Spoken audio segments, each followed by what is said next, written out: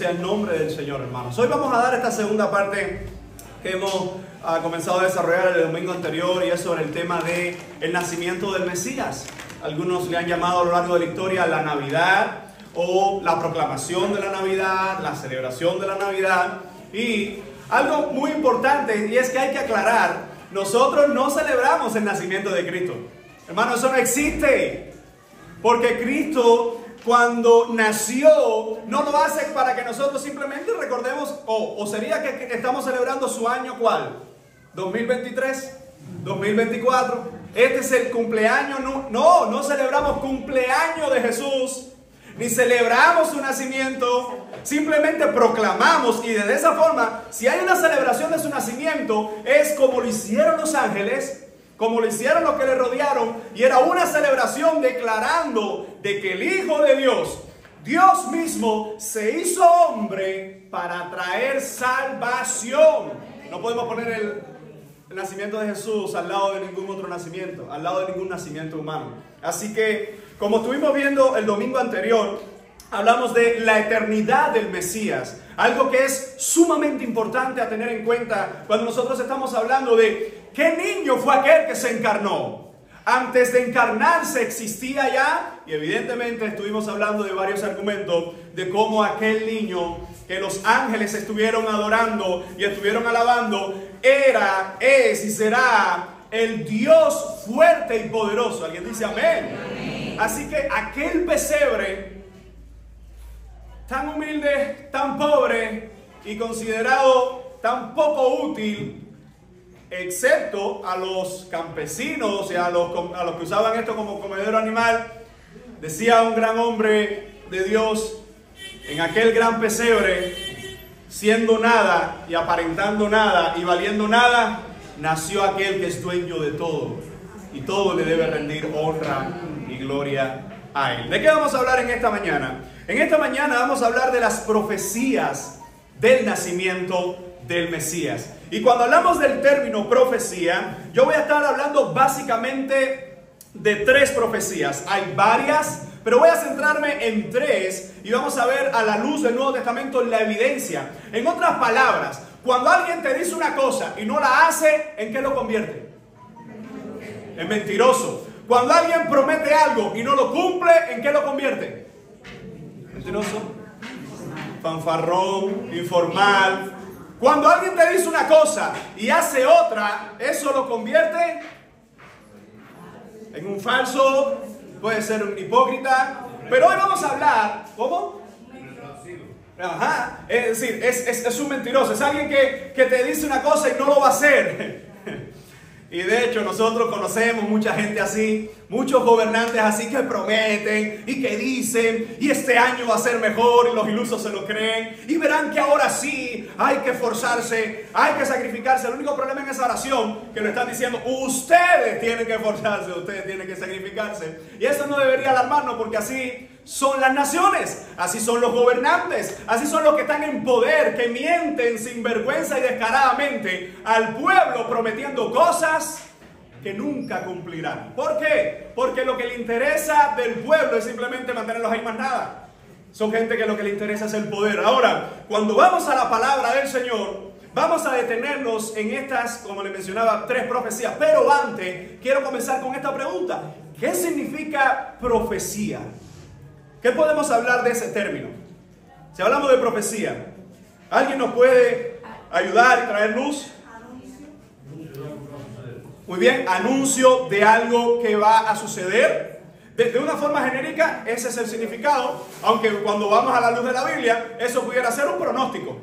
Yo digo que va a ganar el equipo de fútbol del Real Madrid la próxima Champions. Es un pronóstico, ¿verdad? Así que estamos viendo que hay diferencia entre pronosticar algo y anunciar algo o profetizar algo. Pero, muy bien Alejandro, en el término genérico es anuncio de algo que va a suceder, tanto uno como el otro. Lo que después se va a dar la diferencia en un elemento que es importante ahí. ¿Qué más podemos decir de profecía?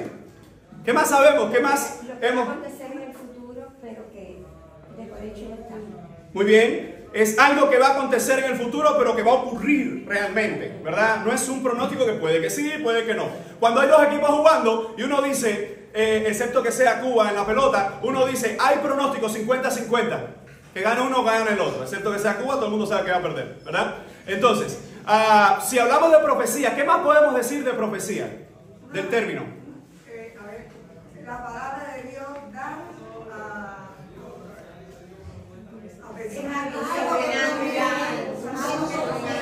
Sí, pero termina Anita la idea porque está bien. La palabra de Dios dada a alguien. Muy bien, esa es una buena definición porque ya eso involucra también a lo que nosotros conocemos en la Biblia como el profeta. Alguien que va a hablar a nombre de Dios. Y ahora aquí ya la profecía comienza a tomar un matiz bíblico y un matiz más centrado en lo que queremos hablar esta mañana. ¿Alguien más decía por acá? A ver. Inspiración divina de algo sobrenatural. Tiene que ver con una inspiración divina, algo sobrenatural que va más allá de pronósticos y estas cosas, porque si hablamos del libro de Nostradamus, entonces no sé cuánto han leído, pero es un señor que hace unos cuantos años atrás empezó a escribir cosas y escribir cosas y escribir cosas y escribir cosas y lo hacía de forma alegórica. ¿Qué pasa? Que si tú dices, veo dentro de pronto una nación grande que cae en miseria y crisis, bueno, hermano, ¿cuántas veces eso ha pasado? Y dicen, wow, era un profeta. Cuando ves y analizamos, cuando nosotros analizamos la vida de Nostradamus, nos damos cuenta que a Dios no tenía en su corazón y evidentemente no era ningún profeta de parte de Dios. Lo que dijo muchas cosas que evidentemente algunas que han ocurrido, si usted habla de calamidad y usted habla de miseria y usted habla de problemas, eso donde quiera que lo diga no es una profecía, eso es simplemente un anuncio de lo que estamos viendo y sabemos que seguirá ocurriendo. ¿Alguien más tenía alguna definición de profecía? A ver, Pedro. Sí, es predecir algo. Muy bien, algo de eso se mencionó ya. ¿Algo más? Muy bien, un don sobrenatural, evidentemente hay intervención divina. Y eso nos llevaría a los tipos de profecía que encontramos en la Biblia. Si nos vamos al Antiguo Testamento, nos vamos a dar cuenta que era un mensaje de parte del Señor, donde podía anunciar eventos futuros, o donde podía revelar o poner al descubierto eventos pasados, o donde podía anunciar exhortaciones a una persona o a un ente determinado o a un grupo de personas, o donde también podía revelar o anunciar consecuencias, castigos sobre una persona o un grupo de personas, ya fuese en el mismo presente inmediato o más adelante en el futuro. Así que vamos a quedarnos con una breve definición. Profecía, vamos a añadirle el calificativo profecía bíblica. Es lo que Dios ha dicho que va a ocurrir y que ocurrirá. Así que cuando vamos a la palabra del Señor y cuando hablamos precisamente del nacimiento del Mesías, quiero hablar en primer lugar una profecía en cuanto a la condición de la madre y el nombre del niño. En segundo lugar estaremos hablando una profecía en cuanto a la autoridad, ¿verdad? Y atributos de ese niño. Y por último lugar, una profecía en cuanto al lugar de nacimiento y la eternidad del niño. Y algunos de estos pasajes los conocemos y vamos a detenernos en el primero. Busquemos por favor Isaías capítulo 7, verso 14. Isaías 7, 14. Y mientras usted lo está buscando, hay que entender cuál es el contexto de Isaías. Si nosotros vamos al profeta Isaías, nos daremos cuenta que el reino del norte ha sido destruido, pero el reino del sur, Judá, se encuentra en un momento de calamidad, en un momento que por las consecuencias pecaminosas y nefastas, el pueblo se encuentra de espalda a Dios. Isaías comienza su ministerio en el año que muere el rey Usías, es decir, que nos ubica incluso cronológicamente. Si nosotros le vamos al tiempo, nos daremos cuenta que Isaías se encuentra aproximadamente unos 700 años antes del nacimiento de Jesucristo. Es decir, 700 años antes. El contexto de Isaías es que Dios lo llama, lo lleva al palacio, él se convierte en el vocero de parte de Dios. Hay que reconocer que con Isaías habían otros profetas que eran contemporáneos de él. Uno era Miqueas, el otro era Oseas, y estos profetas, aunque no vemos momentos en que estén juntos llevando a cabo el ministerio, cuando unimos la historia y vemos algunas referencias de eruditos prestigiosos, nos daremos cuenta que sus ministerios coinciden por los reyes que estuvieron en su tiempo de profecía. Ahora, el contexto de Isaías con sus 66 capítulos, nos vamos a dar cuenta que Isaías está haciendo una serie de visiones. Y si leemos del capítulo 1, 2, 3, 4, 5, 6, 7, en estos capítulos iniciales, y seguimos después la lectura, nos daremos cuenta que el Señor está declarando juicio, está declarando tormento y está declarando condenación sobre aquellas naciones y sobre todo aquellos hebreos pecaminosos. Es decir, que el contexto de Isaías no es un contexto agradable a lo que nosotros vemos hoy en la actualidad. ¿A quién le gusta traer malas noticias? Bueno, a veces yo conozco gente que le encanta ser los portadores de malas noticias. Ellos disfrutan. Pasa algo malo y ellos disfrutan ser los primeros en dar la noticia, aunque no tenga nada que ver con ellos, ¿verdad? Porque hay momentos en que hay que dar la noticia y le toca a usted qué va a hacer. Pero Isaías no es algo que él se ha propuesto ser el portador de malas noticias, sino que es algo en lo que Dios lo ha involucrado en ser su vocero. El único problema que hay con ser vocero del Señor, digo problema para lo contemporáneo, para aquellos que les gusta solo hablar cosas buenas de parte de Dios, es que si eres vocero de Dios, tienes que hablar lo que Dios dice y no lo que tú quieres que diga. Así que si leemos estos capítulos, usted se va a dar cuenta las visiones que el Señor le da a Isaías. Y en medio de esto, el capítulo 7 es el mensaje de parte de Dios para el rey Acaz, o uno de los reyes perversos también que vamos a encontrar en las Escrituras. Y en el año que muere el rey Usías, nos vamos a dar cuenta que la muerte de Usías, ¿qué consecuencias trajo? Bueno, primero, Usías murió de lepra, y murió de lepra por su pecado. Así que, en otras palabras, está diciendo, en el año que el Señor mató por el pecado a Usías, llama a Isaías. Y es como diciendo, wow, la cosa está fea. Porque el contexto era un contexto perverso, pecaminoso, contrario al Señor. Y en ese contexto nos vamos a dar cuenta en los primeros versos que el profeta se está dirigiendo al rey y está hablando de que en medio de toda esa perversión, usted se va a dar cuenta en los primeros versículos, hay esperanza. Qué bueno es cuando alguien está hablando con nosotros cualquier tema, y quizás sea un tema negativo, y te dice, pero hay algo más. Oye, mira, esto está así, mira, y esto, pero espera, porque hay algo más. Hermanos, Isaías, en medio de la calamidad y en medio de los castigos, ahora va a traer y va a anunciar esperanza. Y fíjense cómo dice el capítulo 7, verso 14, después de entender el contexto, que es un mensaje para el reino de Acaz. Y dice de esta forma: por tanto, el Señor mismo os dará señal. He aquí la Virgen concebirá y dará a luz un hijo y llamará su nombre Emmanuel. Ahora, hay algo muy interesante en este verso. Y es que casi siempre que nosotros leemos este versículo, pero casi siempre que leemos este versículo, lo estamos leyendo desde el Nuevo Testamento. Cuando leemos Mateo 1, 21 al 23, ahí está la referencia a este versículo. A menos que usted haya leído Isaías solo, empezando desde el primer capítulo hasta el último, viendo de qué habla, cuáles son los temas que él introduce, a menos que usted lo haga así, hay que reconocer que cada vez que leamos este versículo, ¿qué es lo que viene a nuestra mente? El nacimiento de nuestro Señor Jesús. Pero hay algo interesante y muy importante, que esto se le dio al rey Acaz. Y evidentemente Jesús no se encarnó en el reinado del rey Acaz.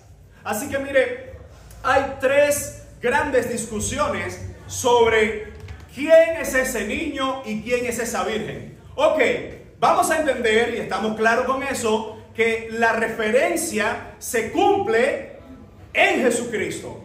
Pero antes de Jesucristo De hecho, nos vamos a dar cuenta que en el contexto estaba diciendo, antes que el niño cumpla 2 años y sepa discernir entre lo bueno y lo malo, ya va a pasar esto y el reinado va a ser esto y el juicio de Dios vendrá y la paz del Señor vendrá. Evidentemente es lo que se conoce en la teología, con la Biblia, como una profecía de interpretación doble. Era una profecía que tenía que ver con ese momento, pero después apuntaría también al Mesías. Esto no nos debería llamar mucho la atención o alarmar, porque cuando escuchamos el texto de Egipto, llamé a mi hijo, y nos dirigimos a Oseas, nos damos cuenta que está hablando de su pueblo Israel, de cómo lo saca de Egipto. Pero ahora en el Nuevo Testamento, esa profecía tiene carácter doble que se aplica también cuando la matanza de Herodes, y entonces los padres toman al niño y se van a Egipto. Así que esa profecía nos ayuda a nosotros a entender algo. Primero, ¿quién es la virgen? Y es algo importante, porque no existe ni una sola virgen que pueda concebir y dar a luz en esa condición de ser virgen. El problema está que en qué idioma se escribió el Antiguo Testamento. En hebreo. Entonces es importante entender esa palabra virgen en la palabra hebrea. La palabra hebrea que se usa aquí para virgen es almah. Y esa palabra almah significa tanto virgen como joven. Entonces es una palabra con doble significado. No significa necesariamente una virgen que no ha conocido varón, sino una muchacha joven. Y se asumía que las muchachas jóvenes en Israel estaban en la etapa de, entrando a los 14, 15 años en adelante, estaban en la etapa ya de poder ser tomada en desposorio. Ahora, lo interesante de esto es que parece ser, y aquí es donde algunos autores dicen, solo está hablando del Mesías, ok, no hay problema con eso.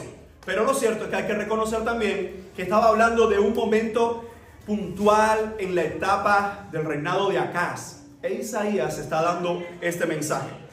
Esta es una de las mejores definiciones y respuestas que he encontrado a este texto. Y es que ahora vamos a ver el cumplimiento en Jesús. Pero otros han dicho, si esa virgen podía ser una virgen que el Señor la iba a llamar y evidentemente iba a conocer un varón y después iba a dar un hijo. No hay problema con eso. En el tiempo de Acaz, algunos incluso han llegado a pensar que era la mujer de Isaías. Pero cuando vemos Isaías capítulo 8, verso 3, nos damos cuenta que Isaías mismo ya tenía hijos. Entonces, su esposa, cuando viene esta profecía, no era virgen, evidentemente. Ahora, ¿dónde se pueden unir todos los puntos de una profecía de carácter doble? Quizás usted dice, bueno, pastor, ¿y para qué tanta información? Porque es importante. Porque hemos leído muchas veces Isaías 7:14 y siempre lo aplicamos a Jesús. Pero en el momento de darles la profecía a Isaías, anunciaba a Jesús, pero anunciaba algo también cercano. Y lo que algunos autores dicen, si el autor de este libro profético, Isaías, hubiese puesto una virgen de la forma de que no ha conocido ningún varón, para eso en hebreo hay otra palabra. Y es la palabra betulá. Betulá y almah, las dos palabras se traducen al español virgen. ¿Cuál es la diferencia? Que almah significa virgen y mujer joven. Betulá significa solo una mujer que no ha conocido varón. Y algunos autores dicen, y yo estoy de acuerdo con eso, evidentemente el autor, guiado por el Espíritu Santo, ha decidido poner la palabra almah para recordarnos que es una mujer en el tiempo de Isaías que iba a ser escogida, que vendría un niño, y en el tiempo de Acaz iba a venir la prueba, en medio de la prueba iba a venir la paz del Señor. Pero a la vez, esa mujer ahora en Mateo va a decir, he aquí la virgen. Y es interesante algo que Mateo escribe, ¿en qué idioma? En griego. Y la palabra que usa Mateo ahí entonces para virgen es parthenos, que es la palabra que siempre se traduce con betulá. O en otras palabras, mis amados hermanos, Mateo está especificando de que esa virgen que tenía un cumplimiento en aquel lugar, ahora se entiende en toda su plenitud que tiene que ver con María, la única virgen en toda la historia, y caso que no se volverá a repetir. Si se vuelve a repetir, no se volverá a repetir, lo demás es un cuento y una mentira, así que usted no le crea a nadie por ahí, no, yo era virgen y mira, salí embarazada, otra obra del Espíritu Santo. No, ahí no fue, eso no fue del Espíritu Santo. ¿Qué podemos entonces entender con este texto? Que la profecía se estaba cumpliendo en un momento puntual con Isaías, pero evidentemente no en una mujer con las características de María, sino que era una mujer que era virgen cuando llegaba la profecía, pero que tendría un hijo, y en esa etapa de Acaz se vería la esperanza de parte del Señor. Pero si le seguimos leyendo la historia después de Acaz, continúan reyes perversos gobernando hasta que se destruye completamente el reino. Así que era simplemente un evento temporal. Ahora, vamos a lo que más nos importa después de entender el contexto de Isaías 7:14. Busquemos por favor Mateo capítulo 1. Porque ahora es el Nuevo Testamento mismo interpretando y correlacionando este texto que acabamos de leer. Mateo 1, verso 21. Dice de esta manera. ¿Cuál es el contexto de Mateo 1? El nacimiento de nuestro Señor Jesucristo. Dice Mateo 1:21. Y dará a luz un hijo y llamará su nombre Jesús, porque él salvará a su pueblo de sus pecados. Todo esto aconteció para que se cumpliese lo dicho por el Señor por medio del profeta cuando dijo: he aquí, una virgen concebirá y dará a luz un hijo y llamarás su nombre Emmanuel, que traducido es, y Mateo está usando la traducción, dice que traducido es Dios con nosotros. Vamos a ver la correlación. Primero, el niño Jesús, o nuestro Señor Jesús. ¿Qué significa el término Jesús? Salvador. Jehová es salvación. Tiene relación con Yeshua o Josué del Antiguo Testamento. Ahora, ¿en qué momento Jesús se llamó Emmanuel? ¿Usted recuerda algún momento en el Nuevo Testamento que alguien le dijese Emmanuel, Rabí Emmanuel, Maestro Emmanuel, Mesías Emmanuel? ¿En qué momento? No, nadie puede levantar la mano porque en ningún momento se llama Emmanuel. Nadie llamó a Jesús Emmanuel. Ah, y eso es importante. En la profecía se dice: y será su nombre Emmanuel. Pero nosotros vemos el nombre de Jesús. Jesús. Bueno, sí, claro. Vemos el nombre del Señor Jesús. La pregunta es: ¿qué es lo que estaba implicando el nombre Emmanuel? ¿Sería un nombre propio o sería la clasificación del ministerio de ese niño? Bueno, evidentemente es la clasificación del ministerio. ¿Por qué? Porque Mateo lo está escribiendo. Mateo, miren lo que dice el verso 21. Dará a luz un hijo, llamará su nombre Jesús, porque él salvará a su pueblo de sus pecados. Todo esto aconteció para que se cumpliese Isaías 7:14, donde dice: y llamará su nombre Emmanuel. El mismo Mateo dice: aquí no hay contradicción.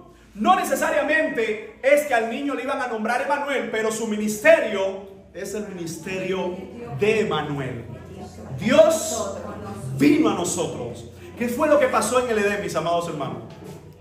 Vamos a recordar que Dios crea todas las cosas, crea al hombre y pone al hombre en el Edén. La pregunta es: cuando entra el pecado, ¿qué es lo que hace el hombre en referencia a Dios? Huir de Dios, esconderse de Dios, ¿verdad? Y nosotros nos damos cuenta, incluso en el huerto del Edén, que Dios busca al hombre. Génesis 3 nos va a estar haciendo reflexionar en que el hombre se ha escondido, pero dice que ellos escucharon la voz de Dios en el huerto. Es que me escondí porque tuve miedo y estaba desnudo. Dice: ¿quién te enseñó? Es decir, vemos el hombre huyendo y Dios viniendo al hombre. El único problema con ese texto de Génesis es que Dios vino al hombre y lo que hace es sobre ellos declarar ¿qué cosa? Las consecuencias, el juicio por su pecado.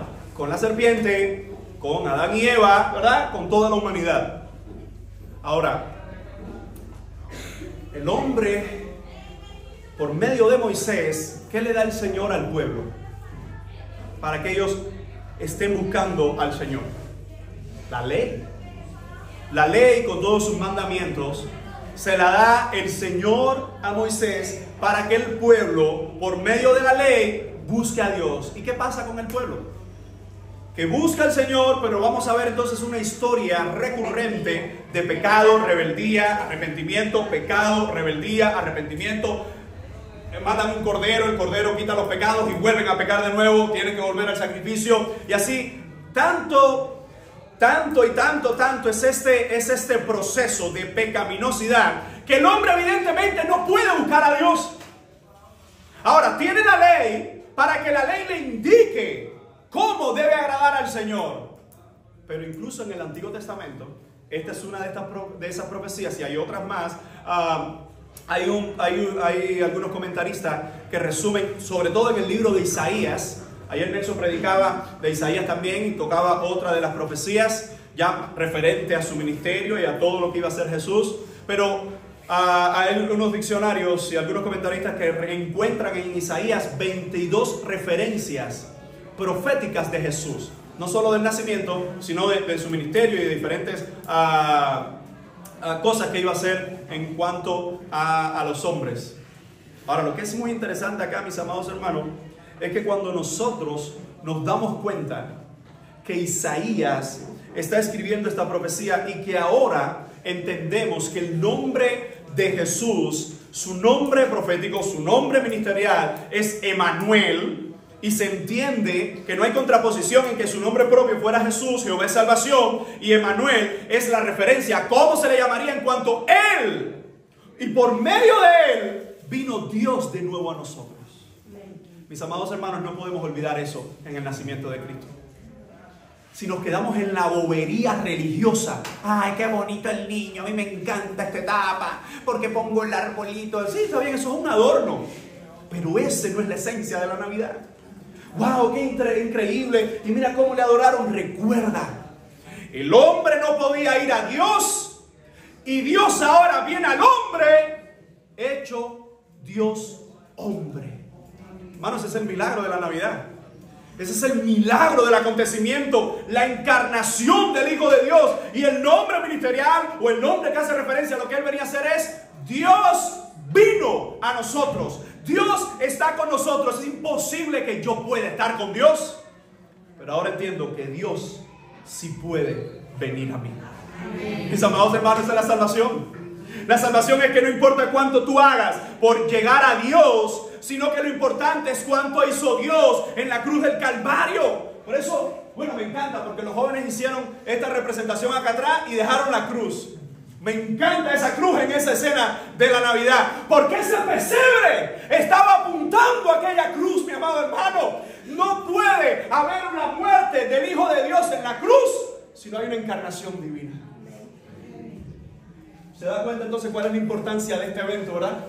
¿Cuál es la importancia de ese pesebre? No podemos adorar ese evento, porque ese evento no se quedó ahí, fue un momento que continuó hasta llegar a la cruz, y tampoco se queda en la cruz. En la resurrección. Porque a la cruz podían ir mucha gente, de hecho, miles de personas eran crucificados en las cruces.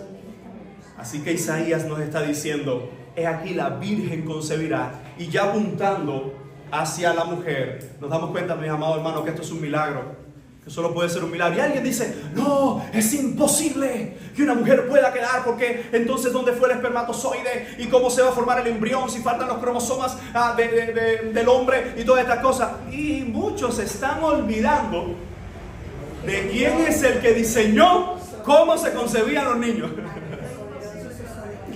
El que diseñó esta industria que se ha usado por miles de años, que es la reproducción humana. El que diseñó cómo el espermatozoide, entre todos ellos, cuál sería el que llegaría, cómo sería la fecundación, cómo se formaría. El que hizo todo esto milagrosamente, dice, ok, ahora lo vamos a hacer, pero el Espíritu Santo va a venir sobre ella. No puede haber ningún hombre que toque a esa mujer, porque esto será una concepción divina, milagrosa. Y usted dice, bueno, ¿y qué es lo que hay detrás de todo esto? Hermano, que Dios estaba haciendo hombre por amor a la humanidad. Ahora, ¿qué pasa hoy?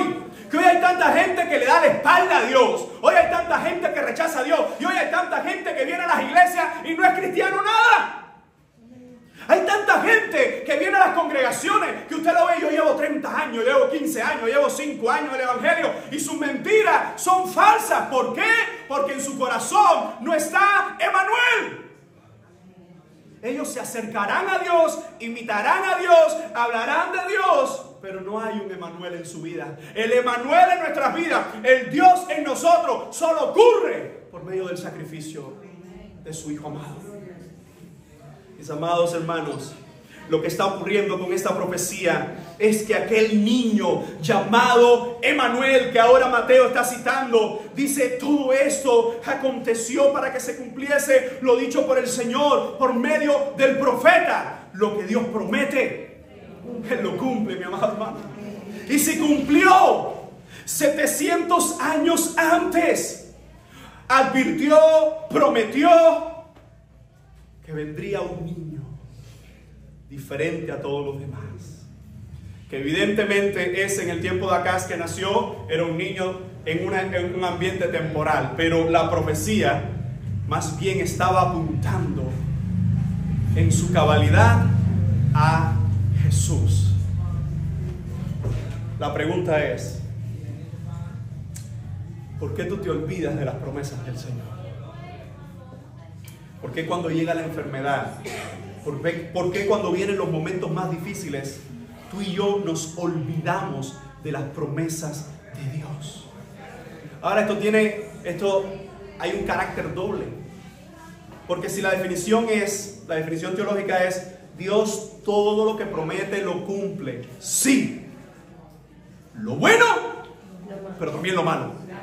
Porque Él también ha dado advertencia profética de que aquellos que no le crean, aquellos que le rechazan, aquellos que mueran en su condición pecaminosa, condenación eterna. Mi amado hermano, ese también debería ser uno de nuestros mensajes en Navidad. Que hay una buena nueva, pero solo para los que creen. Hay una buena nueva de anuncio al mundo, pero solo la experimentan aquellos que responden en fe al Salvador del mundo. ¿Por qué razón? A veces nos ponemos tan románticos. Jesús nació en un pesebre. Él quiere nacer ahora en tu corazón. Yo entiendo el romanticismo detrás de eso, pero no podemos dejar el mensaje así porque no le estamos hablando a niñitos. Si usted quiere decir a alguien, Jesús nació en el pesebre, ahora Él quiere nacer en tu corazón, y si no nace, tú irás al infierno. Ay, tú dices, pastor, pero ¿verdad que el mensaje no es cosa de niñito, verdad? Cosa de... Hermano, hay que tener cuidado con toda la religión que está alrededor de la Navidad. Porque es un niño así chiquitito, ¿tú te imaginas así, coge el niño Jesús en los brazos? Sí, está bien, imagínatelo, pero ya, olvídalo, porque tú no vas a tener esa experiencia, ni yo tampoco, nadie la va a tener. Eso pasó. Y esto es lo que debemos tener, que el Señor prometió que la Virgen, una mujer como María, si María viniera a nosotros y ve lo que está haciendo la Iglesia Católica con ella, yo creo que ella sería la que sacara entonces, la que hiciera, al igual que Jesús, un azote de cuerdas y entrara entonces a todas esas congregaciones a meterle fuete a toda esa gente. Porque María, desde que fue escogida por el Señor, empieza a mostrar la razón por la cual fue escogida. Que era una joven justa, que era una joven separada por el Señor. Tanto así que cuando se le trae el mensaje, tú no ves a María diciéndole a José, tú no me lo vas a creer, por favor, José, mira, esto que me dijo el ángel, por favor, José, no me, por favor, José, a mí nadie me otro. Usted la ve callada. ¿Y qué es lo que dice cuando se le da el mensaje? ¿Y por qué a mí? Su prima dice, te llamarán la bienaventurada entre las mujeres. Porque María es única, pero al igual que nosotros necesita la redención de Jesucristo. ¿Te das cuenta que el hecho de que María tenga, esto es blasfemia para los católicos romanos, pero el hecho de que María tenga a Jesús en sus brazos no le salvó? El hecho de que María cuidó al niño Jesús no le salvó, porque entonces la salvación sería por obras.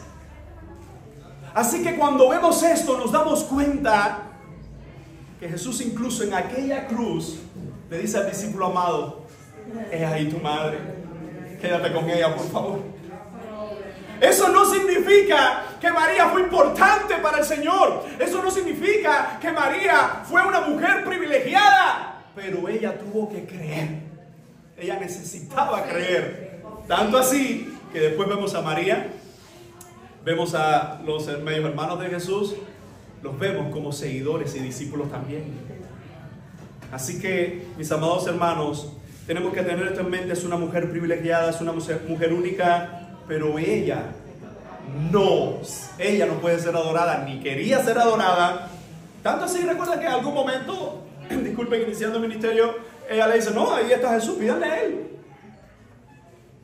Y al principio, cuando llegaron todos estos mensajes, dice que guardaba en su corazón todas aquellas cosas, incluyendo la profecía. ¿Tú te imaginas lo que es cargar a tu niño? O que llegar al templo y que alguien cargue a tu niño y tú digas, una espada va a atravesarle su corazón. Mano, fíjense si la gente le tiene miedo a esas cosas. Fíjense si la gente tiene fe de verdad. Bueno, estoy siendo irónico. Fíjense si la gente tiene esa fe tan grande hoy, que le tiene miedo a esas cosas, que le pone a los niños azabache y tira roja. Mano, hay que tener fe para creer que una tira roja o un azabache puede proteger a alguien. Hermano, quien protege nuestras vidas es Jesucristo, Rey de Reyes y Señor de Señores. No es un niño indefenso, es el Dios de toda la gloria. ¿Alguien dice amén? Así que si nosotros pensamos con qué propósito se dio la profecía, número uno, en esta profecía de Isaías 7:14, para traer esperanza por medio de una mujer de una forma milagrosa. Todo fue a través de un milagro. ¿Te has dado cuenta entonces que la Navidad está relacionada con milagros? Milagros de concepción, milagros de anuncios, milagros de ángeles hablando personalmente, o ángeles hablando por medios de sueños, los ángeles cantando en la tierra, pastores viendo estas manifestaciones, sabios desde el oriente viajando porque se han dado cuenta que el rey ha nacido. Y cuando tú ves todos estos milagros, ¿hacia qué apuntan? Una vez más, hacia la salvación. No podemos perder entonces el punto de lo que es esa Navidad. Pasemos entonces a la segunda profecía. Y es en cuanto al lugar de nacimiento. En cuanto a la autoridad del niño. Ahí mismo en Isaías, pero vamos 2 capítulos. Isaías capítulo 9, versículo 6. Lo puedes buscar conmigo. Isaías 9, versículo 6. Una vez más, hay que entender el contexto de Isaías. Ya sabes que en el 7 ha anunciado que viene ese niño. Pero en el 8 te vas a dar cuenta que está hablando del temor que deben tener las naciones por su juicio. Ahora, cuando llega el 9, vuelve a decir, pero hay esperanza. Es como ese tipo de película o ese tipo de anuncio que tú dices, una buena, una mala, una buena, una mala, una buena, una mala. El único problema aquí, o la única diferencia aquí, que cuando te dice de lo malo, es lo que todo el mundo espera. Juicio por pecado. Pero cuando te habla de lo bueno, es lo que nadie podía concebir, porque es algo milagroso. Y es que viene un Mesías. Miren cómo dice el versículo. Voy a tenerlo en el verso 6. Dice, porque un niño nos es nacido, hijo nos es dado, y el principado sobre su hombro, y se llamará su nombre. Admirable, consejero, Dios fuerte, Padre eterno, príncipe de paz. Lo dilatado del imperio, de su imperio, y la paz no tendrá límite. Sobre el trono de David, sobre su reino, disponiéndolo y confirmándolo en juicio y en justicia desde ahora y para siempre. El celo de Jehová de los ejércitos hará esto. Fíjense, haga simplemente la tarea. Lea los versículos anteriores y los versículos posteriores para que vea el contexto de juicio y esperanza. Calamidad y esperanza. Destrucción y esperanza. Porque solo Jesús puede ser esperanza, hermano. Solo Jesús puede traer paz a un mundo caído. Vamos a detenernos entonces en algunos puntos sobre la autoridad del niño, que evidentemente esta profecía no solo está haciendo alusión al niño como tal, sino que está hablando de su encarnación o su nacimiento, y está hablando de su autoridad como Dios. Y fíjense lo que dice. En primer lugar, porque niño nos es nacido, hijo nos es dado. ¿Qué es lo que está declarando Isaías? ¿De qué nación es Isaías? ¿Cuál es su trasfondo étnico? ¿De Israel? ¿Del pueblo de Dios? Así que él no está hablando con gentiles en esta porción, no está hablando como gentil, está hablando como judío. ¿Y qué es lo que dice? Porque un niño nos es nacido, un hijo nos es dado. Él está diciendo, es por medio de los judíos que viene esto. Así que, no sé si tú te has dado cuenta, pero leyendo así, tenemos que hacer una pausa. Porque implícitamente, ¿de quién está hablando entonces Isaías? Está hablando de la nación de Israel. Están hablando del pueblo de Dios. Y la pregunta es, ¿con qué propósito Dios llamó a Abraham? En Génesis capítulo 12. Cuando le llama, ¿qué le dice? Te bendeciré y en ti serán benditas todas las naciones de la tierra. La pregunta es, ¿dónde más vemos la repetición de esa profecía o su paralelo? Rey David. Pero antes del rey David, antes de llegar a David, después de Abraham, la vemos con Isaac, la vemos con Jacob, la vemos con David, la vemos con Salomón, y la vemos entonces anunciando al Mesías. En otras palabras, mis amados hermanos, el propósito por el cual Dios llama a algunos no es para desechar al resto, como algunos hermanos lo pueden decir. El propósito por el cual Dios llamó a algunos era para bendecir al resto y ser portadores de buena noticia al resto. El Señor te ha llamado a ti a la salvación para que tú seas portador de esas buenas noticias a otros. El Señor nos ha llamado a nosotros y nos ha hecho sus hijos, pero no podemos olvidar que todavía hay muchos que no son sus hijos. Y fíjense entonces cómo dice, porque niño nos es nacido, un hijo nos es dado. Recuerden en un momento puntual, Jesús está discutiendo con la samaritana. ¿Y qué le dice Jesús? Bueno, entre tantas de las cosas que le dice Jesús, es que dice, la salvación viene de los judíos. Y ustedes adoran lo que no saben, le dice a los samaritanos. ¿Quiénes eran los samaritanos? Sabemos la historia, ¿verdad? Esas tribus que se contaminaron, pero que seguían leyendo los 5 libros de Moisés.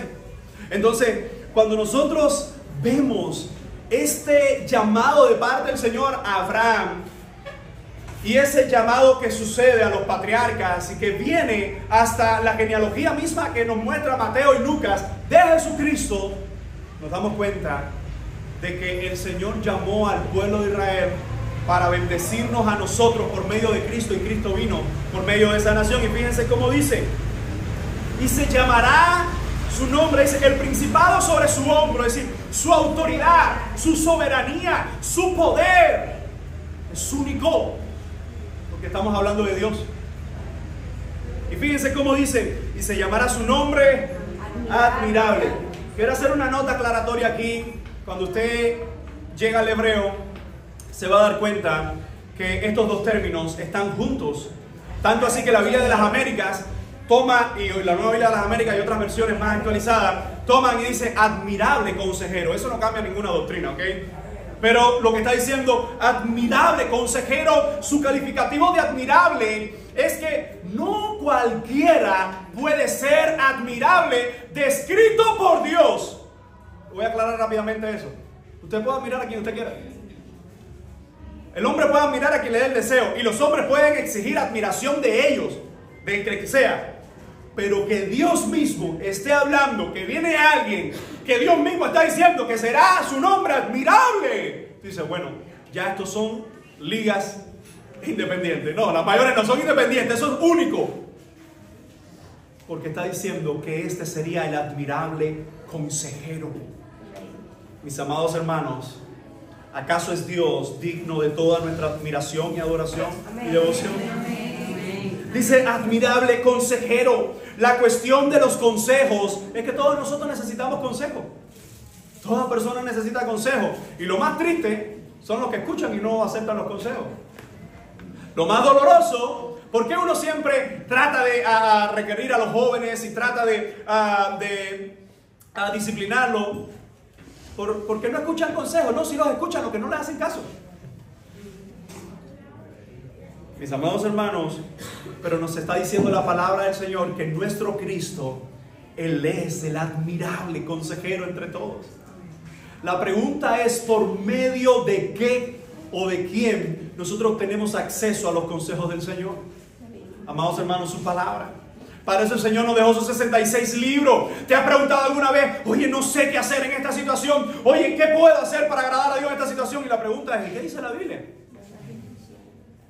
Y fíjense cómo sigue diciendo los calificativos: admirable consejero, Dios fuerte. Recuerden, el contexto es de que ese niño nos iba a mostrar ¿a quién? Al Dios fuerte. El contexto es de que ese niño nos iba a mostrar ¿a quién? A Dios mismo. Porque no es un Dios débil. No es un Dios que está en un cuadro, no es un Dios que está en una estampilla, no es un Dios que está en una cadena, no es un Dios que está en un rincón. ¿Por qué todos los cuadros, por qué las cadenitas, por qué los rincones tienen esos dioses? Porque esos dioses son tan vanos y tan mentirosos y tan falsos que por lo menos con eso se conforman los que lo hacen, ponerlo en un rincón, por muy grande o muy pequeño que pueda ser. Pero la pregunta es, ¿qué puede contener en esta tierra a nuestro Dios? Cuando Él fue el creador de esta tierra, cuando Él es el creador de los cielos. Entonces fíjense cómo dice, Dios fuerte, Padre eterno. Y esto pudiera ser nos pudiera sonar como algo chocante, porque sabemos que en la Trinidad está el Dios Padre, Dios Hijo y Dios Espíritu Santo.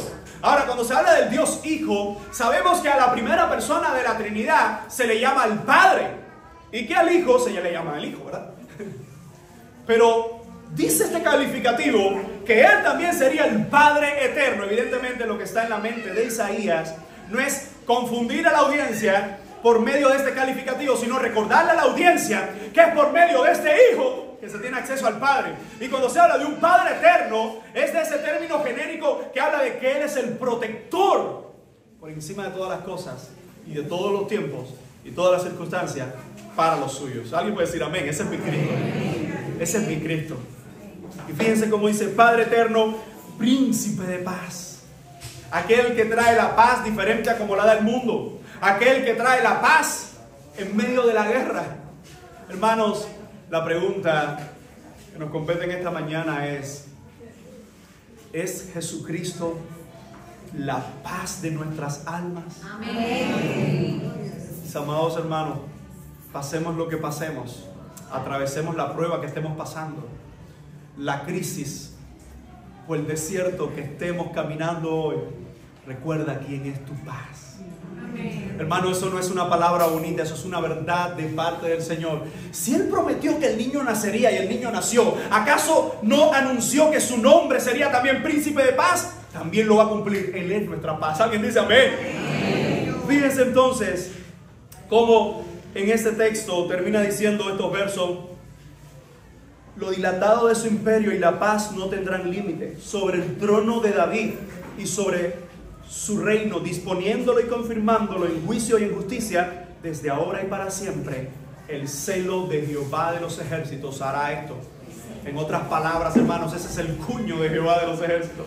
Ese es el cuño del Señor. No es como que alguien dice: mira, tú quieres resolver eso, tienes que ir al ministro de transporte, y si él te pone la firma, no, aquí, en este país, ni poniéndote la firma, el presidente del país te van a cumplir las promesas, porque es mentira tras mentira y es engaño tras engaño. Y no estoy hablando de algo que usted dice: hey, ¿qué país es ese? No, donde tú trabajas. Tu trabajo es un engaño tras otro, donde vivimos, donde nos rodeamos. A veces, por eso es que hermano, discúlpeme, pero por eso es que yo no veo la televisión cubana. Porque tú dices: ¿cómo tan sinvergüenzamente se pueden parar ahí a hablar de proyectos para 2025? Si estamos hundidos en la miseria. ¿Qué proyecto ni qué 8 cuartos? No, y que ustedes van a ver, ahora sí, ahora sí. Y eso lo firma no sé quién. Qué bueno que la esperanza de nosotros no está en los hombres. Qué bueno saber que la esperanza de nosotros, de que el Mesías había de venir para salvarnos, está firmada por el celo de Jehová de los ejércitos. Hará esto. Si Él prometió estar con nosotros hasta el final, debemos creerlo, mi amado hermano. Y la última profecía que quiero ver en esta mañana. Miqueas, por favor, capítulo 5, versículo 2. Y esta es en cuanto al lugar de nacimiento. Hemos hablado de la madre, hemos hablado de atributos del niño, y ahora terminamos hablando en cuanto al lugar de nacimiento y la eternidad del niño, que resume todo el tema. Ahora, Miqueas, que usted lo busca, Miqueas, capítulo 5. Miqueas escribe en un contexto similar al de Isaías, de hecho es contemporáneo de Isaías.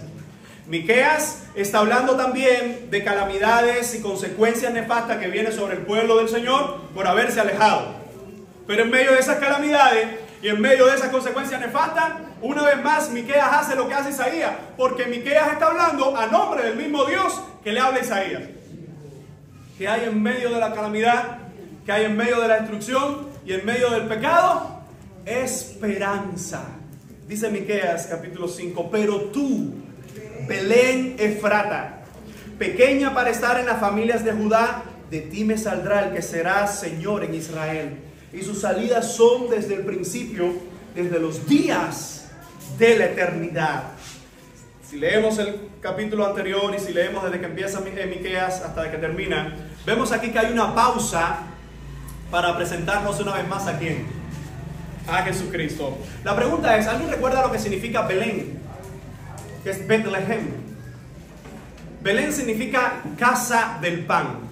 Y Efrata Efrata significa fructífera. Interesantemente, las dos palabras, y está hablando de Belén de Efrata para diferenciarlo de otra Belén, las dos palabras está hablando de ese lugar que es un lugar, bueno, como lo dice la palabra, fructífero, o un lugar que se te dan las cosas, es decir, que las siembras se dan, que es un lugar, bueno, no sé decirlo de otra forma, fructífero. Pero lo más hermoso de acá es que recuerdan quién también era de Belén. El rey David. El hijo de David. ¿Por qué razón Jesús tiene que venir a Belén? ¿Por qué? Por el censo. Y tiene que venir a donde están sus padres. Por ejemplo, todos aquellos que se involucran o nos involucramos, ¿por qué no? En esta cuestión de que, bueno, yo tendré un familiar español, déjame ver, y de dónde viene este. Y a un momento dice, ¡ay! Este viejo, ¿por qué no me inscribió? Porque este viejito cambió la Z por la S, no sabe lo que eso cuesta. Y uno empieza a buscar su genealogía. Bueno, la familia de Jesús buscó su descendencia, su genealogía. Ellos la tenían clara y fueron entonces a Belén. Y mira lo que dice el profeta: pero tú, Belén Efrata. Hermano, si nosotros buscamos en el Antiguo Testamento la historia de Belén, o cómo la mencionan, es interesantísimo. ¿Sabe por qué? Porque en Josué capítulo 15, verso 21, recuerden Josué, el conquistador, el que estaba repartiendo las tierras, Josué 15, 21, él da una lista de las ciudades o de los diferentes lugares y no menciona a Belén. Es interesante, no está contada entre las ciudades de Judá en Josué 15, 21. Pero también es interesante que en Nehemías 11:25,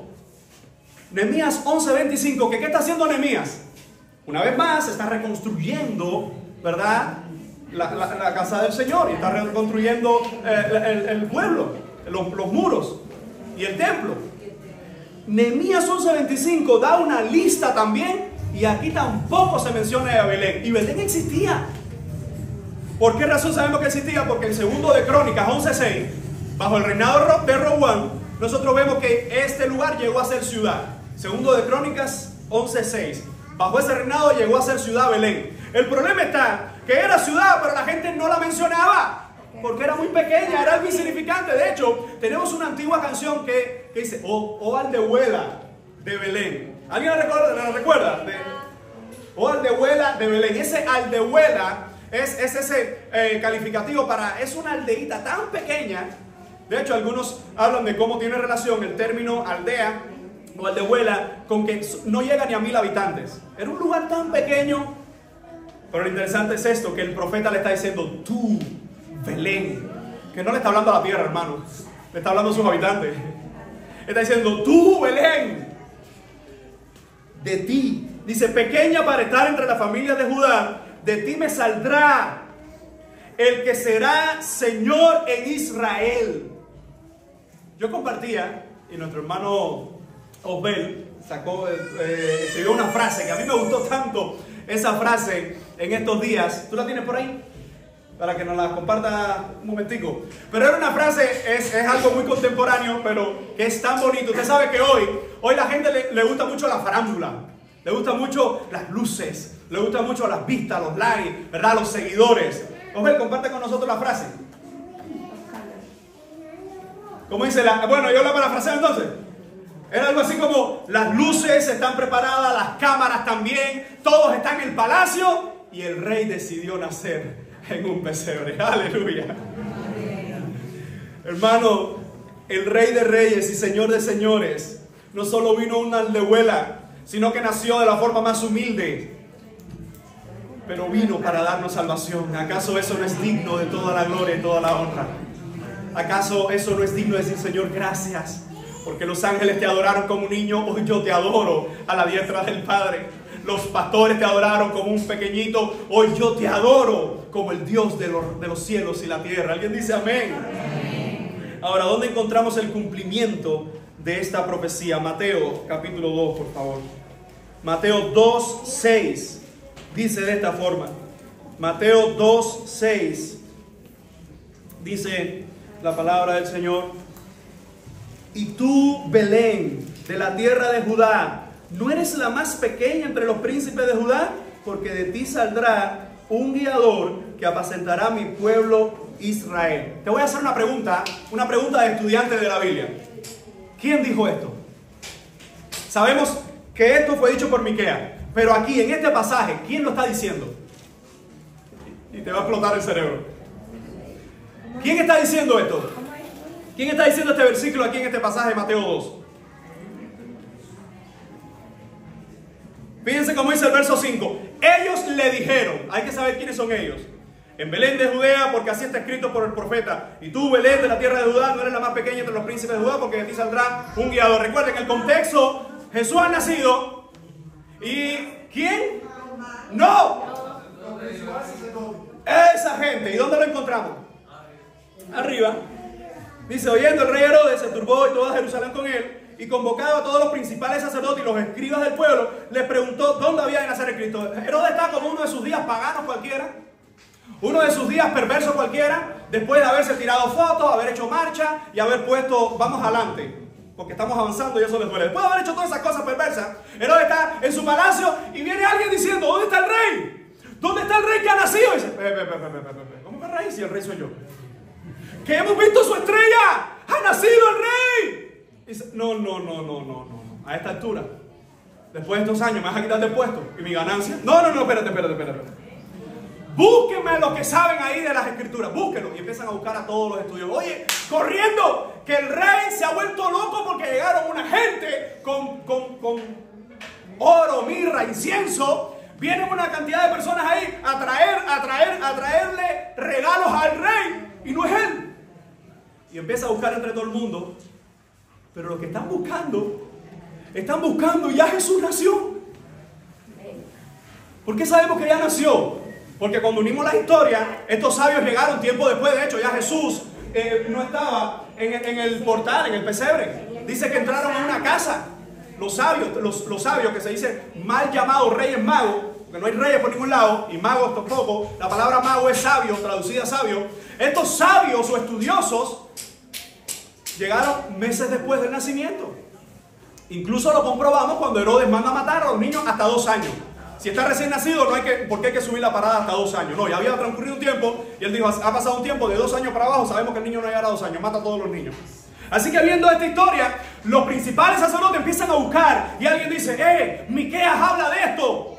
Hermano, la profecía estaba dada, pero los estudiosos de la profecía en el palacio o en Jerusalén no le importaba. Increíble.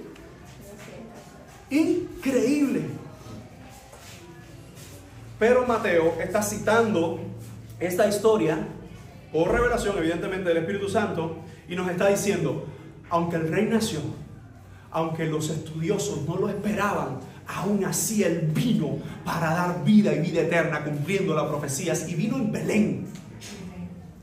Amados hermanos, el Señor cumple sus promesas.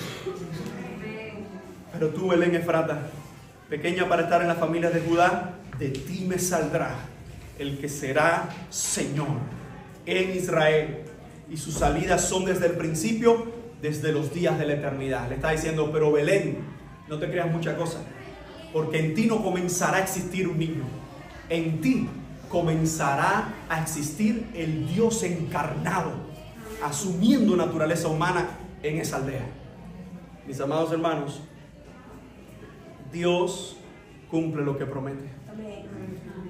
El nacimiento de nuestro Señor nos recuerda que hay salvación y hay esperanza, pero también nos recuerda que hay condenación y que hay consecuencias nefastas para aquellos que le dan la espalda a Dios.